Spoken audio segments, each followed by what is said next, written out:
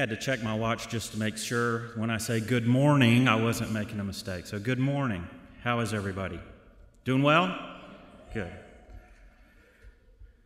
My name's Michael Tarwater. I'm the chairman of the board of trustees of Queen's University and proud to serve in that role. And I am extremely pleased and honored to be here with you today and to join the faculty staff coffee this morning and to take the opportunity to introduce to you your incoming president. We're going to spend some time this morning getting to know Dan through a short panel interview with some of your peers. And I'd like to introduce the panelists to you that are here on stage with Dan and I. First, Jennifer Hall. Jennifer is a graduate of the Master's of Communication program in the night school and a former Queen's employee in the Vandiver Career Center, now employed with Electrolux as University Relations Program Partner. Also, we have Chioma Ngene, who is a junior biochemistry major and pre-med. Is that right? And I did some interviews over in the Career Center, and she was one of the people I interviewed. I learned more from her than she learned from me. Oliver Carrillas is with us also today, a Queens alum and our men's soccer coach. And then Dr. Will Sparks is a professor in the McCall School of Business.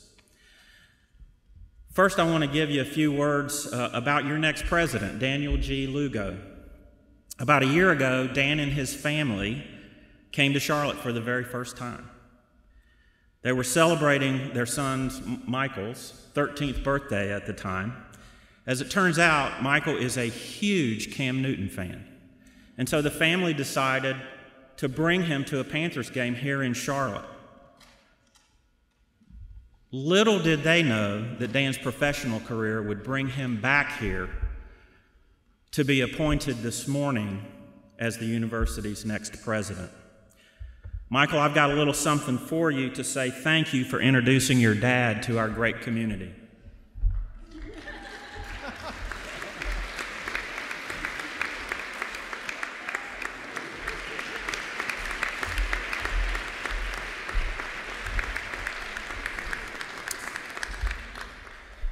Folks, I cannot imagine a better outcome from the search committee process and the national search that Michael Marsicano described to you. As he stated, the search committee started their work with surveys and listening sessions to get your feedback and feedback from others in the community who are friends and supporters of Queen's University. This is what we heard. You wanted someone who would enhance our national reputation. Well, Dan's worked at 3 nationally ranked liberal arts colleges and has built a remarkable reputation among his peers. Just by hiring Dan, we've gained the attention of leaders at Colby College, Dan's current institution, Franklin and Marshall College, Brown University, the Aspen Institute, and the KIPP Foundation, just to name a few. And Dan hasn't even started work yet. You said you wanted someone who has an understanding of the evolving nature of higher education in the 21st century. Dan has been successful in navigating that landscape for more than 15 years. He's a step ahead of some of the most pressing issues that we face as institutions of higher learning. Affordability, budgeting challenges, equity and diversity, all while preserving the very highest standards for academic quality. Currently the Vice President for College Advancement at Colby College in Maine, Dan oversees development, alumni relations, and networking. And under his leadership, Colby successfully launched a $750 million comprehensive campaign, the largest in the history of liberal arts colleges in the U.S. And they've already reached over half that goal just 2 years in. Prior to Colby, Dan was Vice President and Dean of Admissions at Franklin and Marshall, where he significantly increased the applicant pool and at the same time the diversity and the academic strength of the student body. In fact, Dan's been a champion for diversity and inclusion throughout his career, which is another theme we heard from you in our surveys and in our focus groups. Dan is a first-generation college student himself. And that means something to him, deeply.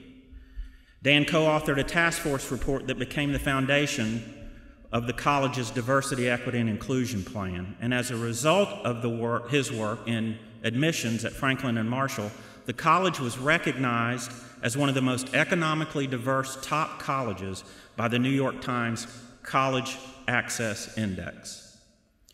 Dan earned his Bachelor of Arts in Political Science from Carleton College in Northfield, Minnesota, where he later worked in admissions and development. He earned his Juris Doctorate from the University of Minnesota School of Law.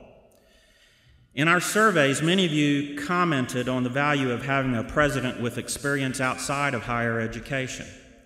Dan brings that as well. Prior to his career in higher education, he practiced law in the New York area as an intellectual property and entertainment attorney, representing nationally recognized artists in the music industry. With his skill, experience, and reputation as an inspirational leader, you can easily see that Dan checks every box, and then some. And we got him. Ladies and gentlemen, please join me in welcoming the 21st president of Queen's University, Daniel G. Lugo.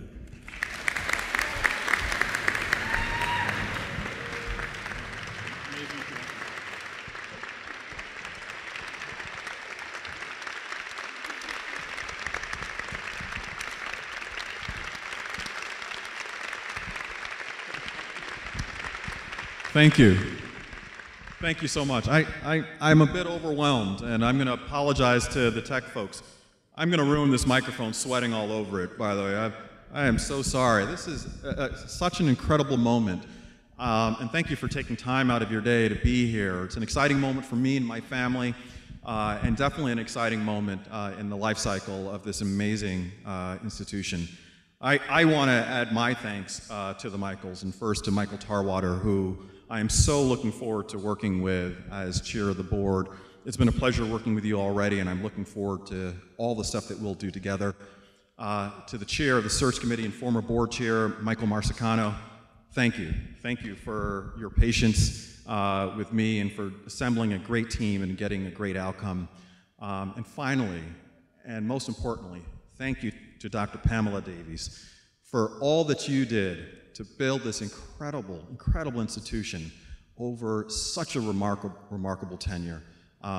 We're all indebted to you, and I'm so honored to follow you. Thank you.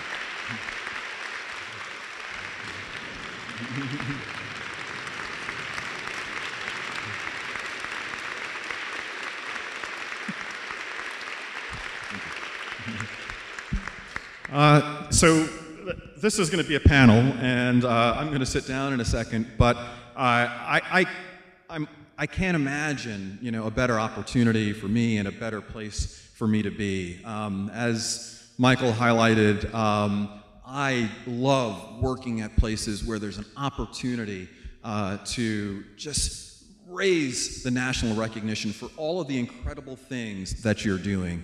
Through the search process, I got to learn so much about this community, and I'm looking forward to learning more. But what I learned through the search process is that you have an amazing culture, an amazing history, and that really shines. And everyone should know about that culture and that history and all of the cutting-edge programs that have been developed here. I'm looking forward to being the champion for all of those things. I remember coming to campus, or at least it was across the street, and meeting with a series of finalist groups of faculty, of staff, of students. Choma hung out with me a little bit on a campus tour, and she's amazing and a little bit intimidating with everything that she does. And one thing that I would say that stood out about this community was the lack of selfishness. As I was meeting with all of these distinct groups, most times in these search type opportunities, the focus is, what are you going to do for us, right? What are you going to do for us? What are you going to do for us? And it was really amazing to see groups of people repeatedly being more concerned about the whole, truly living the mission and the motto of this place, which just resonates so deeply with me. So I'm looking forward to learning more. I'm looking forward to this transition and arriving with my family. My family is here, and I'd love it if they could stand up for a quick second. So you've got my wife, Tina Marie, who is everything for the Lugo family, empowers us to do all of our fun things and great things. My daughter, Amanda, who, as I shared with the board earlier, is the icing on the tastiest cake of my life. We've been living apart for the past 6-7 years, and she's going to be moving down to Charlotte. She is finishing her dissertation in her PhD program right now.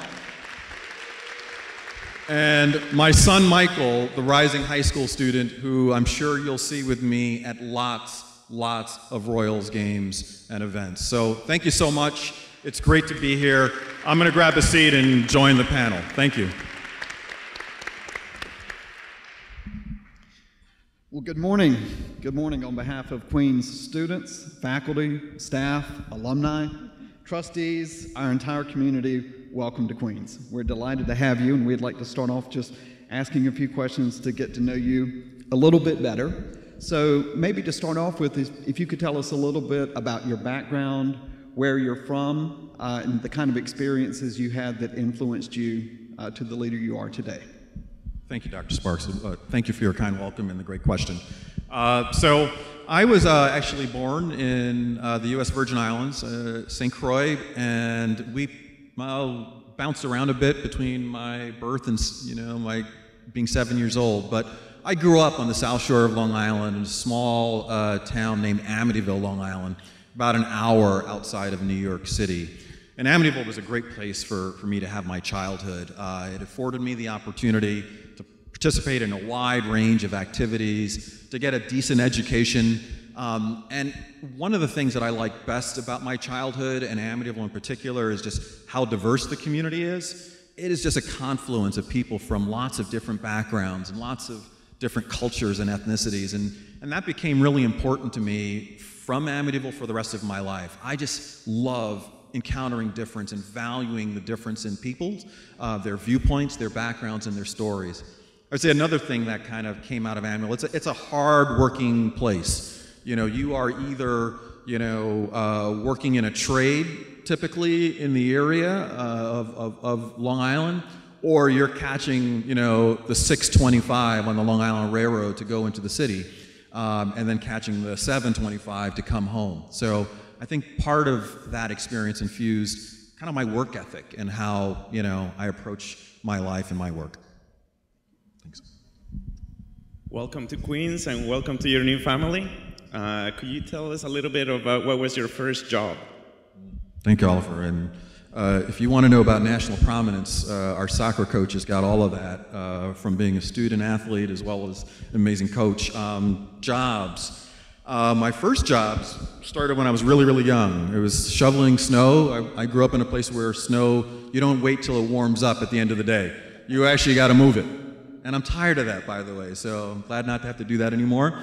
Cutting lawns. But my first official job where I got a paycheck was, I was 12 years old. You had to get a minor working permit to be a paper boy on Long Island. I worked for Long Island Newsday and delivered papers. And back then, you actually had to develop relationships to encourage people to keep the paper. You had to collect, you had to knock on the door, and people didn't pay you at sometimes, and you had to decide when to cut them off. So it was a great training ground. But hope that answers your question of where it all started. Thank you. Wow, a paper boy, that's really interesting. So now that you are coming into the Queens community, what advice do you have for Queens students, or what should they know about you? Yeah, Queens students are so fortunate, so privileged, and so blessed to be here in this community. And the first thing that I would recommend, and I know so they should be like you, first of all. Second of all, they should really value the faculty. So when I think about my undergraduate experience, I didn't spend enough time with the professors outside of the classroom. It wasn't until I worked in higher education that I appreciated the passion that faculty and professors have for their students and for their learning and for their lives, much further beyond the subject matter that they're teaching. So go to those office hours, take advantage of building your network with the faculty that are here and that love you. And then I would say, there's so much going on this campus. We know we're all busy. When Queens is sponsoring stuff, bring friends. Come meet those national voices, national leaders, national speakers, events. Being a student is like, precious and finite. It's not going to go on forever, right? So take advantage of those times, because you only get more busy when you get older, when you're out there in the workforce. So take advantage of all that's happening here on campus. Thank you. That's really great advice. Thank you. Yes, very good advice. Can you compare your graduate school experience to your undergrad experience? Yes, very different. And I would say that my undergraduate experience, I went to an undergraduate college, kind of like the College of Arts and Sciences, where I was encouraged to stretch out, to take lots of, I might have thought I wanted to do this, but the job of that program was to introduce you to different things, right? Most folks don't know in high school that they want to be a sociology major because they don't teach sociology in high school, right? So undergrad is that opportunity to find, what you love and what you're passionate about and how you like to learn. And so that's what that experience was for me. Going to law school at the University of Minnesota, it's much more intentional. It's much more focused on what you want out of your profession, getting those skill sets and the connections and networking that you need to propel yourself in a particular direction. Sure, these days it's probably not your only job that you'll do, but you need the graduate and professional school opportunity to launch you and be very, very intentional about it. I wish I would have went to a place like Queens that had both models coexisting in a university environment, but where the scale was small enough where the undergraduates, the graduates, everything commingles a lot more. So I'm so looking forward to being in this dynamic where I think it's just done exactly right. Dan, you have noted that Queens is well positioned to grow nationally, and as you heard in the search video, the search committee believes you are the person to take us to that level. What does that mean for faculty? Yeah, I believe that the faculty here at Queens are doing amazing work, collectively and individually. I think about you and your portfolio of work and your expertise in executive leadership, thriving, and everyone should know about your work. And we need to spend the time to really understand the research, the scholarship, the cutting edge work that's happening on this campus, and be really proactive and intentional of thinking about the multiple audiences that should know that. You can carry the excellence and quality and recognition based on the excellence of what you do. So I hope to be able to work with the existing aspects of excellence and to be able to fuel an enterprise where people feel like they're being rewarded for going above and beyond the call in their scholarship, because there is an opportunity to be put on a platform that brings recognition for their work as well as for recognition for the place that sponsors that work here at Queen's University. Knowing that Queens is a very special place, what excites you the most about the Queens culture? There's a lot that excites me about Queens. The fact that people show up. Holy cow, this is amazing. I'm a little overwhelmed, actually, when I walked into this room. Thank you for the amazing and warm welcome. I think there's a generosity of spirit that you feel, when you engage with Queens people. Feel it immediately when you come on this campus. I think that there's a culture of service. I remember talking with students, and when I was trying to elicit and ask them questions about what they wanted, I think that they wanted that continued sense and wanted to ensure that I was committed, that we are here for a mission bigger than ourselves and being committed to doing great things in the world. So I think that culture's incredible. And I think there's a culture of diversity here and a valuing of diversity that's fantastic and needs to be encouraged and nourished so everyone can thrive and be valued for who they are. I'd never been in a student group like the group that interacted with me in the finalists, where there were, there were traditional students, there were non-traditional students, there were military veterans, there were graduate students, all in a real wonderful commingled, moment, which was an incredible turn on for me to say, wow, what's possible with that? I'd love to be in an education environment that's like that. So, and then I would end, the first thing that I knew about Queen's University when I got into the search was the excellence that happens in athletics, right? A lot of winning goes on in this court, in that pool that we walk through, on your field. And so I like that spirit of, it's great to support our colleagues that are putting extra effort into carrying, the university and the brand forward, and rooting those folks on, and I look forward, to doing that. And I look forward to supporting a continuation of winning. I'm a little competitive, so I hope you don't mind that. Thank you. Thanks. So you and your family are becoming Charlotteans, and in addition to football, what excites you most about coming here? Whew. A whole lot. Charlotteans. We are Charlotteans, family. That's exciting, right? So, quick sidebar. My wife is from New York, Brooklyn specifically, all right? And she's amazing in that she's put up with our path through the country over the past 15 years. We've lived in Northfield, Minnesota. We've lived in Lancaster, Pennsylvania. And now we live in Waterville, Maine. Let me tell you, we are very excited to be a part of the Charlotte community and the city and all of the cultural amenities that are here.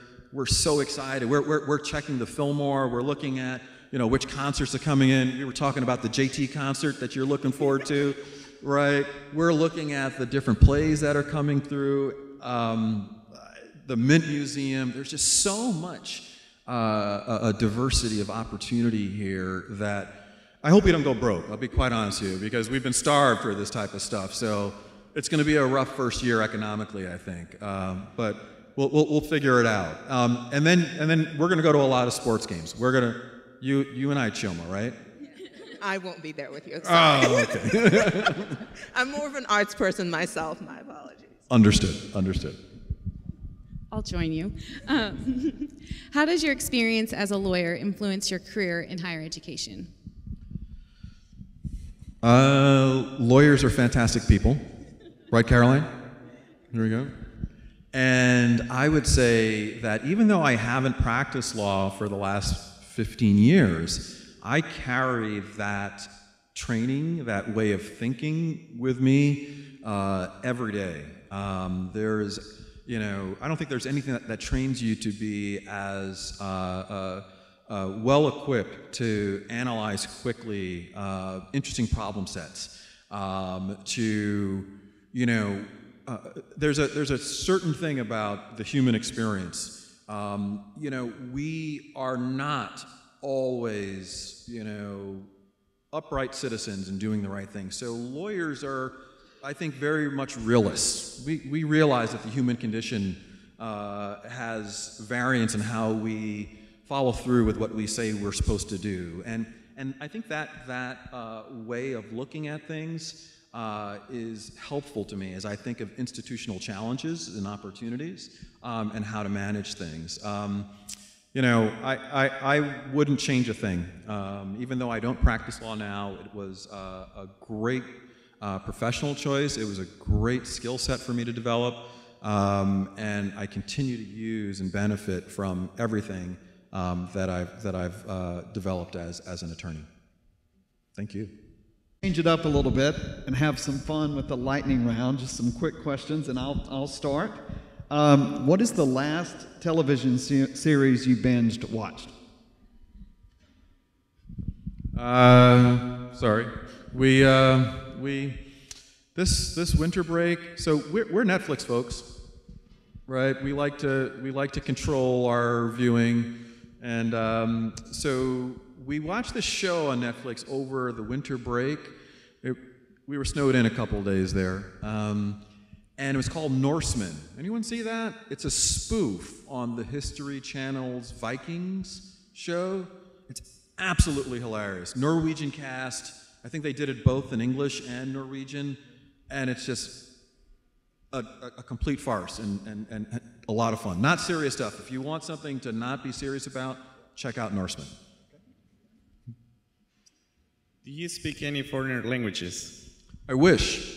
I wish I spoke fluently a second, and for those that are like you that master multiple languages, you're one of the few people I'm envious of.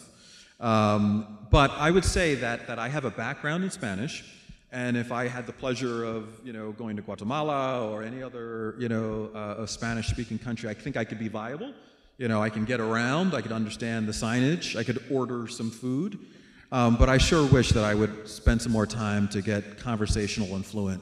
I just love folks that are great linguists, especially those that can master a couple. So I know I make it a point of getting 8 hours of sleep a night because I'm a stickler. But how many hours of sleep do you need a night, and then how many hours do you actually get? There are a bunch of my bosses in the audiences here, or soon-to-be bosses. I wish I got more sleep. I probably, and my wife's going to know if I'm lying. I would say that I need 6-7 hours. I get somewhere between 4 and that most nights. When I was younger, all I needed was 4. And I would wake up and I'd be ready to go.